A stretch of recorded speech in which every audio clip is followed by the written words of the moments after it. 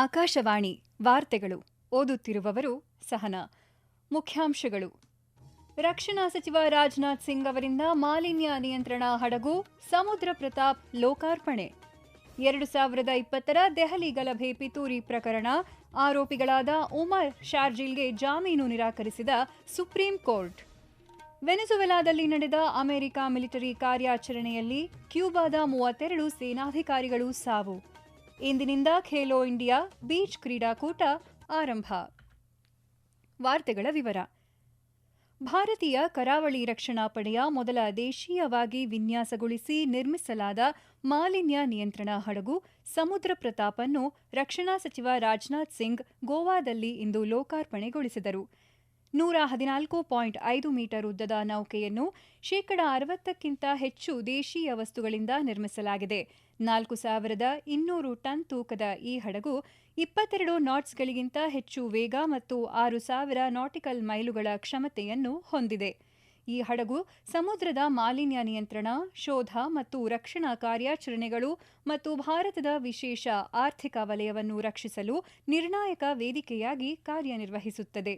ಸಮುದ್ರ ಪ್ರತಾಪ್ ಸೇರ್ಪಡೆಯೊಂದಿಗೆ ಭಾರತೀಯ ಕರಾವಳಿ ರಕ್ಷಣಾ ಪಡೆ ತನ್ನ ಕಾರ್ಯಾಚರಣೆಯ ಸಿದ್ಧತೆಯನ್ನು ಮತ್ತಷ್ಟು ಬಲಪಡಿಸುತ್ತದೆ ಮತ್ತು ಕಡಲ ಸುರಕ್ಷತೆ, ಪರಿಸರ ಸಂರಕ್ಷಣೆ ಮತ್ತು ಸ್ಥಳೀಯ ರಕ್ಷಣಾ ಉತ್ಪಾದನೆಗೆ ಭಾರತದ ಬದ್ಧತೆಯನ್ನು ಬಲಪಡಿಸುತ್ತದೆ. ಕಳೆದ 1000 ವರ್ಷಗಳಿಂದ ಗುಜರಾತ್ನ ಸೋಮನಾಥ ದೇವಾಲಯ ದೇಶದ ಅದಮ್ಯ ನಾಗರಿಕತೆಯನ್ನು ಪ್ರತಿಬಿಂಬಿಸುತ್ತದೆ ಎಂದು ಪ್ರಧಾನಿ ನರೇಂದ್ರ ಮೋದಿ ಹೇಳಿದ್ದಾರೆ. ಲೇಖನವೊಂದರಲ್ಲಿ ಅವರು ಪದೇ ಪದೇ ದಾಳಿಗಳು ಮತ್ತು ಅಪಾರ ಪ್ರತಿಕೂಲ ಪರಿಸ್ಥಿತಿಗಳ ಹೊರತಾಗಿಯೂ ಸೋಮನಾಥ ದೇವಾಲಯವು ಇನ್ನೂ ಉನ್ನತ ಸ್ಥಾನದಲ್ಲಿದೆ. ಸೋಮನಾಥ ಎಂಬ ಪದವನ್ನು ಕೇಳಿದಾಗ ಜನರ ಹೃದಯ ಮತ್ತು ಮನಸ್ಸಿನಲ್ಲಿ ಹೆಮ್ಮೆಯ ಭಾವನೆ ಮೂಡುತ್ತದೆ ಎಂದು ಪ್ರಧಾನಿ ಹೇಳಿದರು. ಸೋಮನಾಥನ ಕಥೆ ಕೇವಲ ದೇವಾಲಯದ ಬಗ್ಗೆ ಅಲ್ಲ, ಬದಲಾಗಿ ದೇಶದ ಸಂಸ್ಕೃತಿ ಮತ್ತು ನಾಗರಿಕತೆಯನ್ನು ರಕ್ಷಿಸಿದ ಭಾರತ ಮಾತೆಯ ಅಸಂಖ್ಯಾತ ಮಕ್ಕಳ ಅವಿನಾಭಾವ ಧೈರ್ಯದ ಕಥೆಯಾಗಿದೆ. ಲಕ್ಷಾಂತರ ಜನರು ಪೂಜಿಸುವ ಸೋಮನಾಥ ದೇವಾಲಯದ ಮೇಲೆ 2026ನೇ ಇಸವಿಯ ಜನವರಿಯಲ್ಲಿ ಮೊಹಮ್ಮದ್ ಘಜ್ನಿ ಆಕ್ರಮಣದ ಮೂಲಕ ನಂಬಿಕೆ ಮತ್ತು ನಾಗರಿಕತೆಯ ಮಹಾನ್ ಸಂಕೇತವನ್ನು ನಾಶ ಮಾಡಲು ಪ್ರಯತ್ನಿಸಿದ ಎಂದರು. 1000 ವರ್ಷಗಳ ನಂತರವೂ ಸೋಮನಾಥ ದೇವಾಲಯವನ್ನು ಭವ್ಯವಾಗಿ ಪುನಃ ಸ್ಥಾಪಿಸಲು ಅಸಂಖ್ಯಾತ ಪ್ರಯತ್ನಗಳಿಂದಾಗಿ ದೇವಾಲಯವು ಇನ್ನೂ ವೈಭವಯುತವಾಗಿ ನಿಂತಿದೆ ಎಂದು ಪ್ರಧಾನಿ ನರೇಂದ್ರ ಮೋದಿ ಹೇಳಿದರು.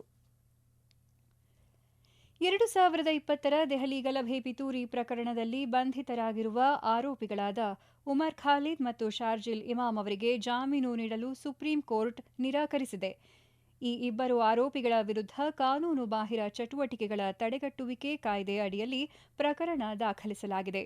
ಇದೇ ವೇಳೆ ನ್ಯಾಯಮೂರ್ತಿಗಳಾದ ಅರವಿಂದ್ ಕುಮಾರ್ ಮತ್ತು ಎನ್ವಿ ಅನ್ಸಾರಿಯಾ ಅವರಿದ್ದ ನ್ಯಾಯಪೀಠವು ಪ್ರಕರಣಕ್ಕೆ ಸಂಬಂಧಿಸಿದಂತೆ ಇತರೆ 5 ಆರೋಪಿಗಳಾದ ಗುಲ್ಫಿಶಾ ಫಾತಿಮಾ, ಮೀರನ್ ಹೈದರ್, ಶಿಫಾ ಉರ್ ರೆಹಮಾನ್, ಸಲೀಂ ಖಾನ್ ಮತ್ತು ಶಾದಾಬ್ ಅಹ್ಮದ್ ಅವರಿಗೆ ಜಾಮೀನು ನೀಡಿದೆ. ಪಶ್ಚಿಮ ಬಂಗಾಳದ ದಕ್ಷಿಣ 24 ಪರಗಣ ಜಿಲ್ಲೆಯಲ್ಲಿ ಮತದಾರರ ಪಟ್ಟಿಯ ವಿಶೇಷ ತೀವ್ರ ಪರಿಷ್ಕರಣೆ ಸಂದರ್ಭದಲ್ಲಿ ಅಲ್ಲಿಗೆ ಭೇಟಿ ನೀಡಿದ್ದ ಮತದಾರರ ಪಟ್ಟಿ ವೀಕ್ಷಕ ಸಿ ಮುರುಗನ್ ಅವರ ಮೇಲೆ ನಡೆದ ಗುಂಪು ದಾಳಿಯಲ್ಲಿ ಗಂಭೀರ ಭದ್ರತಾ ಲೋಪಗಳಾಗಿವೆ ಎಂದು ಭಾರತೀಯ ಚುನಾವಣಾ ಆಯೋಗ ಹೇಳಿದೆ. ನಾಳೆ ಸಂಜೆ 5 ಗಂಟೆ ಒಳಗೆ ಈ ಬಗ್ಗೆ ಕ್ರಮ ಕೈಗೊಂಡ ವರದಿ ಸಲ್ಲಿಸುವಂತೆ ಪಶ್ಚಿಮ ಬಂಗಾಳ ಪೊಲೀಸ್ ಮಹಾನಿರ್ದೇಶಕ ರಾಜೀವ್ ಕುಮಾರ್ ಅವರಿಗೆ ಚುನಾವಣಾ ಆಯೋಗ ಸೂಚಿಸಿದೆ. ಅಲ್ಲದೆ ಮುಂದಿನ ದಿನಗಳಲ್ಲಿ ವಿಧಾನಸಭಾ ಕ್ಷೇತ್ರಗಳಿಗೆ ಭೇಟಿ ಸಮಯದಲ್ಲಿ ಸುರಕ್ಷತೆಯನ್ನು ಖಚಿತಪಡಿಸಿಕೊಳ್ಳಲು ಮತದಾರರ ಪಟ್ಟಿ ವೀಕ್ಷಕರು ಮತ್ತು ವಿಶೇಷ ವೀಕ್ಷಕರಿಗೆ ಅಗತ್ಯ ಭದ್ರತೆ ಕಲ್ಪಿಸುವ ನಿಟ್ಟಿನಲ್ಲಿ ಹಿರಿಯ ಪೊಲೀಸ್ ಅಧಿಕಾರಿಗಳನ್ನು ನಿಯೋಜಿಸುವಂತೆ ಪೊಲೀಸ್ ಮಹಾನಿರ್ದೇಶಕರಿಗೆ ಚುನಾವಣಾ ಆಯೋಗ ಆದೇಶಿಸಿದೆ. ಈ ವಾರ್ತೆಗಳನ್ನು ಆಕಾಶವಾಣಿಯಿಂದ ಕೇಳುತ್ತಿದ್ದೀರಿ.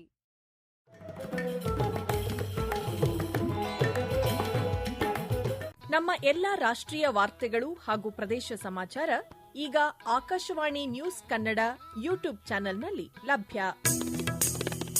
ನಮ್ಮ ಎಕ್ಸ್ ಖಾತೆ ಮತ್ತು ಇನ್ಸ್ಟಾಗ್ರಾಂ ಖಾತೆ ಆಕಾಶವಾಣಿ ನ್ಯೂಸ್ ಕನ್ನಡ. ಹೆಚ್ಚಿನ ಮಾಹಿತಿಗಾಗಿ ನಮ್ಮ ಫೇಸ್ಬುಕ್ ಖಾತೆ ಆಕಾಶವಾಣಿ ವಾರ್ತೆ ಕನ್ನಡವನ್ನು ಅನುಸರಿಸಿ. ನಿಖರ, ನೈಜ ಹಾಗೂ ವಿಶ್ವಾಸಾರ್ಹ ಸುದ್ದಿಗಾಗಿ ಕೇಳಿ ಆಕಾಶವಾಣಿ ವಾರ್ತೆಗಳು.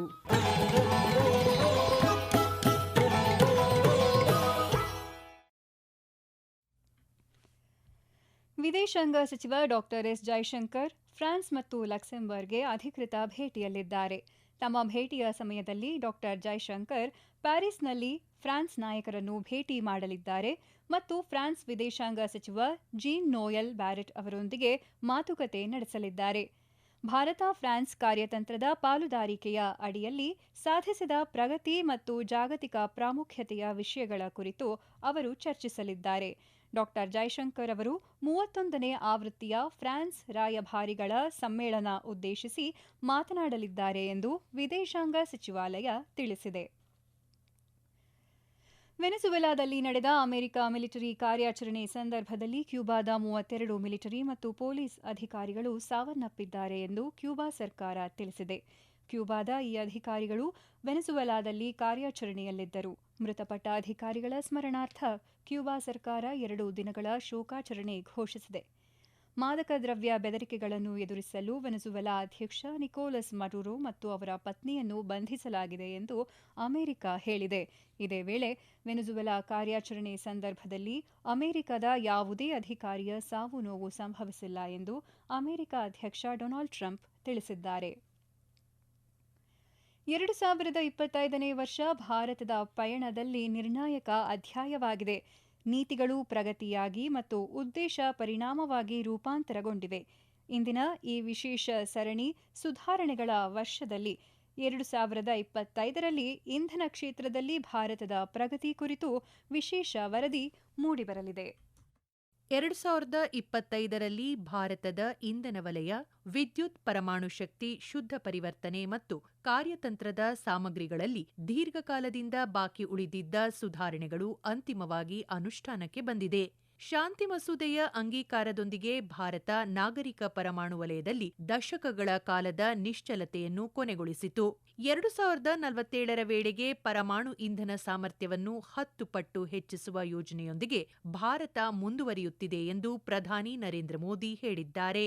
ದೇಶದ ವಿದ್ಯುತ್ ವಲಯವನ್ನು ಬಲಪಡಿಸುವ ಮೂಲಕ ವಿದ್ಯುತ್ ತಿದ್ದುಪಡಿ ಮಸೂದೆ 2025 ವಿದ್ಯುತ್ ವಿತರಣೆ, ವಿದ್ಯುತ್ ಜಾಲ ಆಧುನೀಕರಣ ಮತ್ತು ಆರ್ಥಿಕ ಶಿಸ್ತಿಗೆ ಆದ್ಯತೆ ನೀಡುತ್ತದೆ. 2ನೇ ಖೇಲೋ ಇಂಡಿಯಾ ಬೀಚ್ ಕ್ರೀಡಾಕೂಟ ಇಂದು ದಿಯುವಿನ ಘೋಗ್ಲಾ ಬೀಚ್ನಲ್ಲಿ ಆರಂಭವಾಗಲಿದೆ. ಕೇಂದ್ರಾಡಳಿತ ಪ್ರದೇಶವಾದ ದಾದ್ರಾ ಮತ್ತು ನಗರ ಹವೇಲಿ ಹಾಗೂ ದಮನ್ ಮತ್ತು ದಿಯು ಆಯೋಜಿಸುತ್ತಿರುವ ಬೀಚ್ ಕ್ರೀಡಾಕೂಟದ 8 ವಿಭಿನ್ನ ಕ್ರೀಡೆಗಳಲ್ಲಿ 2100ಕ್ಕೂ ಹೆಚ್ಚು ಕ್ರೀಡಾಪಟುಗಳು ಭಾಗವಹಿಸಲಿದ್ದಾರೆ. ಈ ಕ್ರೀಡಾಕೂಟಗಳು ಇಂದಿನಿಂದ 10ರವರೆಗೆ ಭಾರತೀಯ ಕ್ರೀಡಾ ಪ್ರಾಧಿಕಾರ ಮತ್ತು ರಾಷ್ಟ್ರೀಯ ಕ್ರೀಡಾ ಒಕ್ಕೂಟಗಳ ತಾಂತ್ರಿಕ ಮೇಲ್ವಿಚಾರಣೆಯಲ್ಲಿ ನಡೆಯಲಿವೆ. Beach soccer, beach volleyball, beach sepak takraw, beach kabaddi, pencak silat ಮತ್ತು ಓಪನ್ ವಾಟರ್ ಈಜು ಇವು 6 ಪದಕ ಕ್ರೀಡಾ ಸ್ಪರ್ಧೆಗಳಾಗಿವೆ. ಮಲ್ಲಕಂಬ ಮತ್ತು ಟಗ್ ಆಫ್ ವಾರ್ ಪದಕೇತರ ಕ್ರೀಡಾ ಸ್ಪರ್ಧೆಗಳಾಗಿವೆ. ಅಸ್ಸಾಂನಲ್ಲಿಂದು ಬೆಳಗಿನ ಜಾವ 4:17 ಭೂಕಂಪ ಸಂಭವಿಸಿದೆ. ಅಸ್ಸಾಂನ ಮೊರಿಗಾಂವ್ ಜಿಲ್ಲೆಯಲ್ಲಿ ಭೂಕಂಪದ ಕೇಂದ್ರಬಿಂದುವಿದೆ. ಭೂಕಂಪದಿಂದ ಯಾವುದೇ ಜೀವಹಾನಿ ಅಥವಾ ಆಸ್ತಿ-ಪಾಸ್ತಿ ಹಾನಿಯಾಗಿರುವ ಬಗ್ಗೆ ವರದಿಯಾಗಿಲ್ಲ. ನೆರೆಯ ರಾಷ್ಟ್ರಗಳಾದ ಭೂತಾನ್, ನೇಪಾಳ ಮತ್ತು ಬಾಂಗ್ಲಾದೇಶದಲ್ಲೂ ಕಂಪನದ ವರದಿಯಾಗಿದೆ. ಕೊನೆಯಲ್ಲಿ ಮತ್ತೊಮ್ಮೆ ಮುಖ್ಯಾಂಶಗಳು. ರಕ್ಷಣಾ ಸಚಿವ ರಾಜನಾಥ್ ಸಿಂಗ್ ಅವರಿಂದ ಮಾಲಿನ್ಯ ನಿಯಂತ್ರಣ ಹಡಗು ಸಮುದ್ರ ಪ್ರತಾಪ್ ಲೋಕಾರ್ಪಣೆ. 2020ರ ದೆಹಲಿ ಗಲಭೆ ಪಿತೂರಿ ಪ್ರಕರಣ ಆರೋಪಿಗಳಾದ ಒಮರ್ ಶಾರ್ಜಿಲ್ಗೆ ಜಾಮೀನು ನಿರಾಕರಿಸಿದ ಸುಪ್ರೀಂ ಕೋರ್ಟ್. ವೆನೆಜುವೆಲಾದಲ್ಲಿ ನಡೆದ ಅಮೆರಿಕ ಮಿಲಿಟರಿ ಕಾರ್ಯಾಚರಣೆಯಲ್ಲಿ ಕ್ಯೂಬಾದ 32 ಸೇನಾಧಿಕಾರಿಗಳು ಸಾವು. ಇಂದಿನಿಂದ ಖೇಲೋ ಇಂಡಿಯಾ ಬೀಚ್ ಕ್ರೀಡಾಕೂಟ ಆರಂಭ. ಇಲ್ಲಿಗೆ ವಾರ್ತಾ ಪ್ರಸಾರ ಮುಕ್ತಾಯವಾಯಿತು. ನಮ್ಮ ಮುಂದಿನ ವಾರ್ತಾ ಪ್ರಸಾರ ಈ ಮಧ್ಯಾಹ್ನ 2:30 ನಿಮಿಷಕ್ಕೆ.